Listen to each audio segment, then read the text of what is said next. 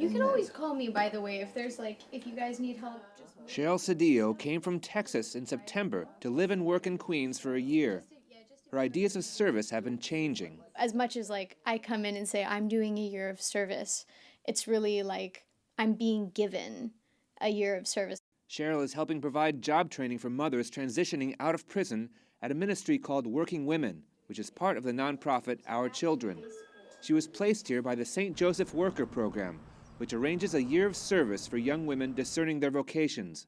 Two sisters of St. Joseph, Teresa Scanlon and Joan Gallagher, started the program this past fall. One of the pillars, one of the values, is to really work with these young women in the spirituality of the Sisters of St. Joseph, which is of unioning love, love of God, of neighbor, without distinction. Cheryl has changed some of her own distinctions about where she feels her talents lie. She was intimidated when she learned she was to be working with formerly incarcerated women. I have to say that was my big insecurity coming in, was just what could I possibly say to somebody going through something so difficult or something so different? But really what I found is we're all the same.